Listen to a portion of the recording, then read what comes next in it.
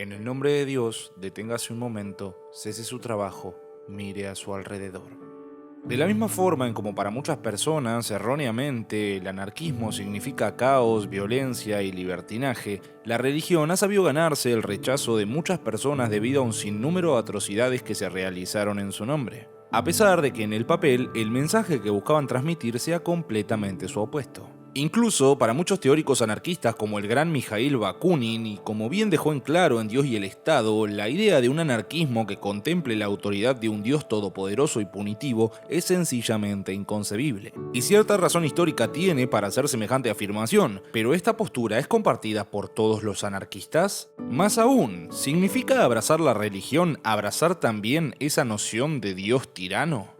León Tolstoy, además de ser considerado como uno de los escritores más importantes de la literatura mundial gracias a obras como Ana Karenina, Guerra y Paz o La muerte de Iván Ilich, es también el más famoso e influyente exponente del anarquismo cristiano, una corriente de pensamiento ácrata que encuentra en todos aquellos principios éticos y de organización social propuestos a través de las enseñanzas del Evangelio los mismos que defienden los anarquistas. Obviamente hoy vamos a hablar de religión y León Tolstoy, pero también sobre libertad, autoridad, la iglesia y Jesús.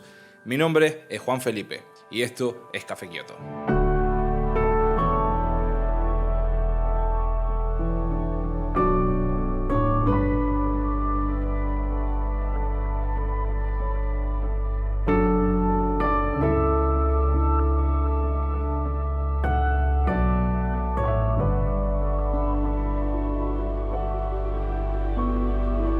Puede que para muchas personas este hilo conductor entre el anarquismo y la cristiandad puede resultar un poco arbitrario, hasta oportunista si consideramos que el cristianismo se estaría apropiando de principios que no son exclusivamente cristianos.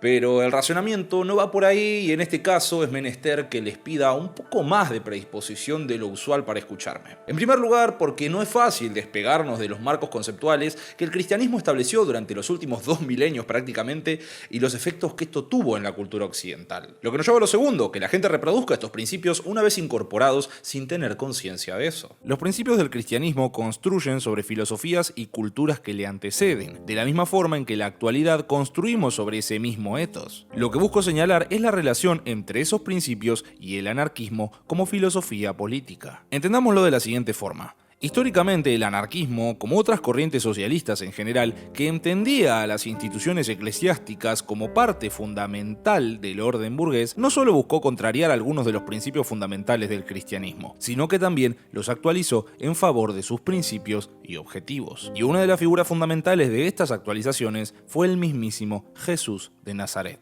La imagen de este predicador judío, figura central del cristianismo y una de las más influyentes de la historia, nunca se mantuvo estática a lo largo de la historia, lo cual es cuanto menos llamativo considerando que, aunque el canon del Nuevo Testamento haya sufrido algunas modificaciones, la base sobre la que se construye el Evangelio de Jesucristo sigue siendo prácticamente la misma. Lo que nos deja una duda más que razonable. ¿En qué momento el mensaje de fraternidad, amor y solidaridad en defensa de la libertad y la dignidad humana que promovía Jesús terminó convirtiéndose en un móvil para justificar las jerarquías clericales y la sumisión de los fieles al servicio de los poderosos? ¿Cómo puede ser que este personaje tan revolucionario, que fácilmente podría ser catalogado como un agitador de izquierdas, terminó por convertirse en el vocero de un orden tan conservador como el de la Iglesia Católica?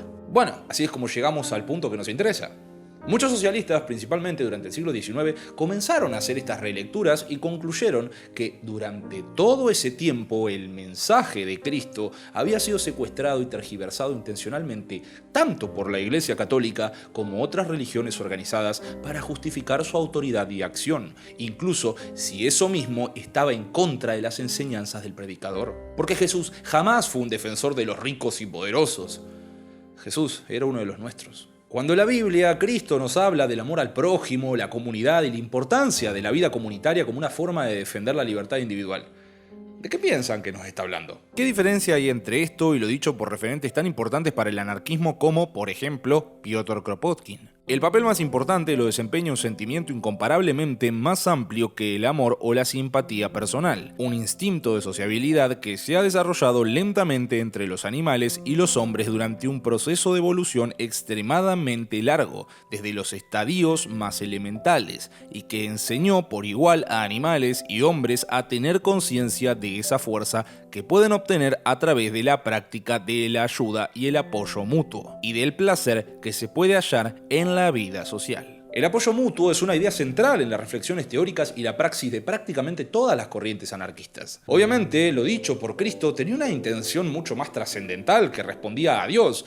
pero ¿no es acaso este tipo de planteamiento como el de Kropotkin una visión secularizada que, por el contexto revolucionario de su época, buscaba distanciarse del cristianismo, aunque se busque promover prácticamente lo mismo? Más que nada con una iglesia que, para paliar las desigualdades que trajo consigo el desarrollo del capitalismo, proponía la caridad como la respuesta más adecuada. Y este tipo específico de caridad no se refiere a ser solidario o apoyarnos mutuamente, sino que a un grupo de individuos privilegiados que le tiran migajas a los desposeídos para lavar sus culpas. En un contexto de una Judea dominada por una tiranía terrenal, nos cuenta La Pasión, el pueblo judío esperaba a un Salvador que trajera libertad mediante el glorioso ejercicio del poder. Pero Jesús rechaza todo eso. Demostraría entonces la futilidad de la autoridad terrenal, rechazaría la tentación de gobernar todas las naciones del mundo y desafiaría a los poderosos a través del amor, la solidaridad y la autonegación. Esto sería muy importante para Tolstoy, remarcando que su parte favorita del Evangelio era el Sermón de la Montaña, en el cual encontraría el punto del mensaje de Cristo. En ninguna parte Jesús habla con mayor solemnidad, en ninguna parte propone reglas morales más definidas y prácticas, ni estas reglas en ninguna otra forma despiertan más fácilmente un eco en el corazón humano. En ningún otro lugar se dirige a una multitud más grande de gente común. Si hay principios cristianos claros y precisos, hay que encontrarlos aquí. Un día se me ocurrió el significado exacto y simple de estas palabras. Comprendí que Jesús no quiso decir ni más ni menos de lo que dijo. Lo que vi no era nada nuevo, solo el velo que me había ocultado la verdad cayó y la verdad se reveló en toda su grandeza. Habéis oído que se dijo: ojo por ojo y diente por diente, pero yo os digo que no resistáis al mal. Estas palabras me aparecieron de repente como si nunca las hubiera leído antes. Siempre antes, cuando había leído este pasaje, había permitido singularmente que se me escaparan ciertas palabras, pero yo os digo que no resistáis al mal. No resistáis al mal, sabiendo que os encontraréis con aquellos que, cuando os han golpeado en una mejilla y no han encontrado resistencia, os golpearán en la otra. Quien, habiéndose quitado tu túnica, te quitará también tu manto. Quien, habiendo sacado el provecho de vuestro trabajo, os obligará a trabajar aún más sin recompensa. Y, sin embargo, aunque todo esto os suceda, no resistáis al mal.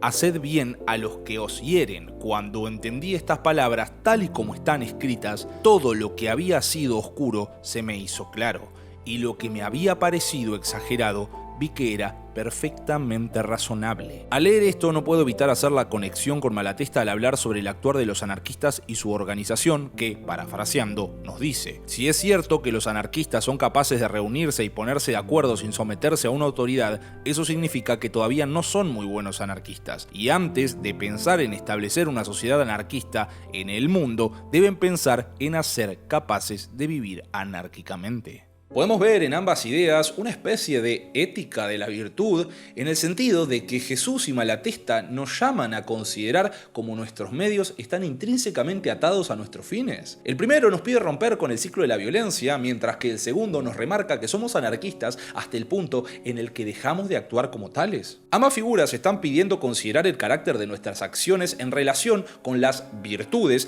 que buscamos cultivar, como la solidaridad, la horizontalidad y todas esas cosas. En otras palabras, si alguna vez estuvieses en una situación en la que la mayoría tiene que hacer valer su voluntad sobre las minorías, sin otras opciones, vas a tomar esa opción, pero en ese momento dejas de ser anarquista hasta que vuelvas a actuar anárquicamente. Este es otro punto en común entre los anarquistas y los cristianos sobre la vida política. Entender que una buena causa no justifica los horrores, pero también entender que la violencia puede terminar con un desorden establecido, siempre y cuando los medios sean coherentes a los fines que se están buscando. La defensa de la libertad individual es otro de los puntos compartidos por cristianos y anarquistas, y no me refiero a esa libertad individual de la que, por ejemplo, se jactan los liberales. Hablo de una libertad individual que reconoce al otro como un par, cuya libertad también tiene que ser respetada porque seremos libres en la medida en que todas las personas también lo sean.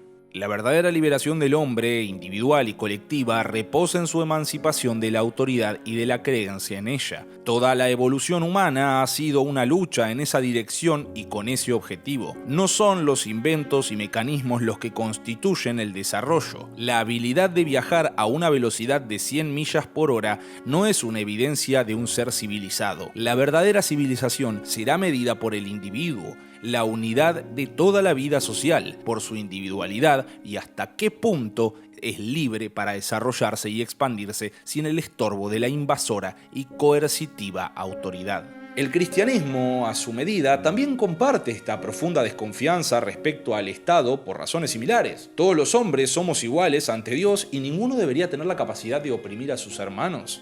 En el caso específico del cristianismo, ni idolatrar ni servir a personas de este mundo. Y en el anarquismo, en general, desligado de esta última autoridad divina. Ejemplos de esto en la Biblia no faltan, se los garantizo. Pienso, por ejemplo, en Samuel orando ante Dios porque su pueblo lo ha rechazado y pide un rey. Dios responde: escucha la voz del pueblo en cuanto a todo lo que te digan, pues no te han desechado a ti, sino que me han desechado a mí, para luego advertirle a Samuel sobre el rey que los gobernará y cómo este hombre falible tomará a sus hijos para que sirvan en su ejército, tomará a sus hijas para que sirvan en la corte y tomará a su grano como diezmo para sus oficiales. Ese día clamarán por causa de su rey, a quien escogieron para ustedes, pero el Señor no les responderá en ese día.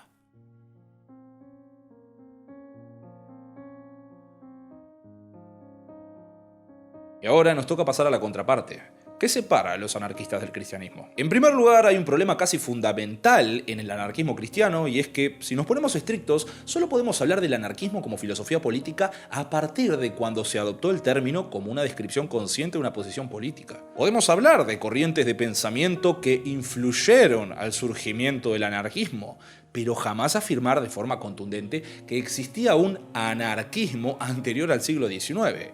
O a la modernidad misma. Es el equivalente a decir que el Imperio Romano cayó por el socialismo de Huerta de Soto. Un horror historiográfico. Esto no quiere decir que si nos retraemos algunos cuantos siglos en el pasado, no vayamos a encontrarnos con alguna que otra experiencia que antecede a las verdaderas experiencias anarquistas de la modernidad, que pueden ser ordenadas de una manera que parecieran razonablemente justificadas. Como dije al principio de este video, León Tolstoy es reconocido como el principal exponente de esta corriente. No porque haya dedicado gran parte de su vida a teorizar sobre esto, ya que recién en 1880 se convirtió en un anarquista cristiano, sino que fue quien ayudó a que esta corriente llegara a tantas personas. De hecho, efectivamente fue el primero en exponer de forma masiva esta lectura radical del cristianismo después del nacimiento explícito del anarquismo moderno con la aparición del Estado moderno. Lo que obviamente inspiró a tantísima gente, pero muchos de esos anarquistas cristianos desde Tolstoy regularmente se identificaban a sí mismos como tolstoyanos. La razón: es normal sentirse incómodo con algunos aspectos de su pensamiento. Por ejemplo, su rechazo a la violencia salía de su interpretación del Sermón de la Montaña,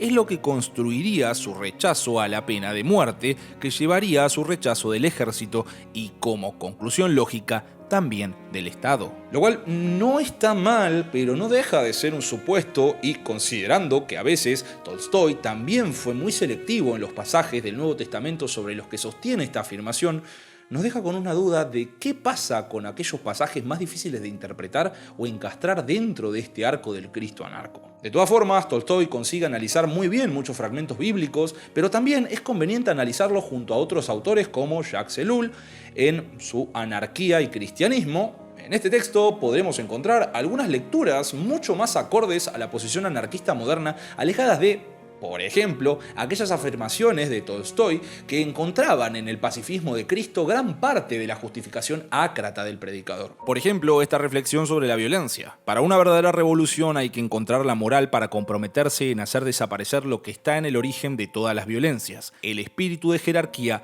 y el miedo. El miedo que experimentan los que dominan de ya no poder vivir si dejan de dominar. Los empuja a la violencia para mantener su dominio. En el espíritu de Jesús combatimos la violencia atacando en nosotros el miedo. Jesús dice a los oprimidos: si te pegan en la mejilla derecha, pon la izquierda. De esa manera busca liberarlos del miedo frente a la violencia de sus opresores. Él mismo, una vez que se ha liberado del miedo, al recibir una bofetada, no pone la otra mejilla, pide explicaciones. Si he hablado mal, dime en qué. Si no, ¿por qué me pegas? No tiene miedo de la muerte que se le va a infligir. A esta altura, más o menos deberíamos haber entendido, si bien hay muchas coincidencias entre el anarquismo y el cristianismo, no estamos hablando exactamente de lo mismo. Hay diferencias fundamentales que son un tanto irreconciliables, como, por ejemplo, el cristianismo se constituye como una forma de espiritualidad, mientras que el anarquismo toma una dimensión política. El sujeto del cristianismo es la relación entre tu alma inmortal y Dios, mientras que el sujeto del anarquismo es nuestras relaciones individuales y colectivas con la autoridad. Lo que nos trae de nuevo a Bakunin y Dios y el Estado. Si bien la libre conciencia no le impide a un cristiano aceptar esta dependencia y lazos con Dios, para un anarquista debería ser inconcebible, porque parte del mismo supuesto, construir como si Dios no existiera, y en el caso de Bakunin habría que hacerlo desaparecer. Siendo Dios todo, el mundo real y el hombre no son nada. Siendo Dios la verdad, la justicia, el bien, lo bello, la potencia y la vida, el hombre es la mentira, la iniquidad, el mal, la fealdad, la impotencia y la muerte. Siendo Dios el amo, el hombre es el esclavo, incapaz de hallar por sí mismo la justicia, la verdad y la vida eterna. No puede llegar a ella más que mediante una revelación divina. O por ejemplo, Kropotkin nos habla del factor inmanente de la cooperación entre seres humanos y no de un obrar que busca su reconocimiento en la trascendencia. La búsqueda de esa sociedad más justa reside en la revolución humana y no en el reino de Dios. Por eso, desde esta perspectiva, no parece haber lugar para un creyente quien, en definitiva, parece haber renunciado definitivamente a ejercer su propia autonomía y, en su lugar, conformarse con la falsa tranquilidad que le da la servidumbre voluntaria. El anarquismo tradicionalmente siempre apeló al ateísmo por estas razones.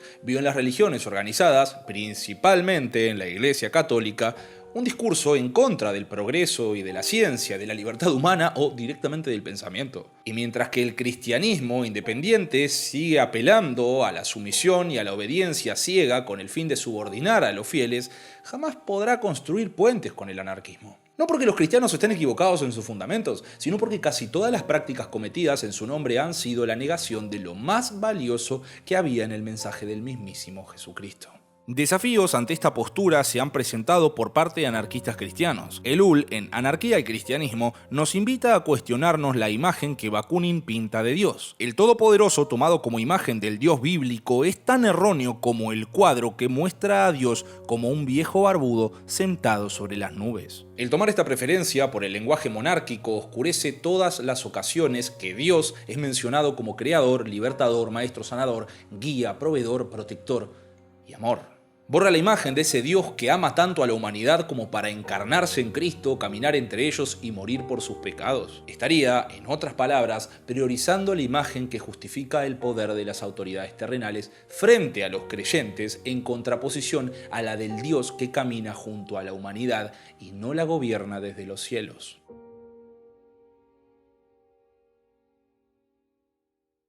La gran discusión entre el anarquismo y el cristianismo, y que busca conciliar Tolstoy, por ejemplo, con su anarquismo cristiano, es la noción de la insumisión. El escritor entiende que la actividad espiritual es la fuerza más grande y poderosa capaz de mover al mundo. Por eso funda su sentir antiautoritario en su fe, pero no el cristianismo doctrinario de las iglesias cristianas, sino que el de las propias enseñanzas de Cristo.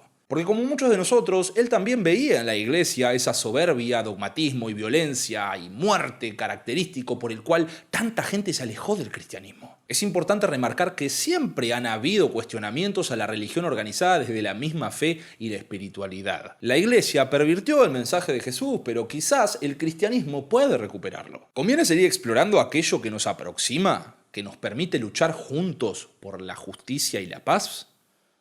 Por supuesto. Para Tolstói, cualquier intento de transformar la sociedad siempre tenía que partir de una revolución individual que él pudo encontrar en Cristo, pero en un Cristo revolucionario que renuncia a sí mismo con el fin de servir a los demás hombres, siempre con el objetivo de alcanzar una convivencia sin opresión mutua, sin necesidad de instituciones sustentadas en exclusivamente el uso de la violencia, sino que en un estado moral de los hombres en el que, por convicción interior y no por la fuerza, se comporten con los demás. No es más que tratar al otro de la misma forma en como uno espera que los demás procedan con nosotros. Muy buenas noches.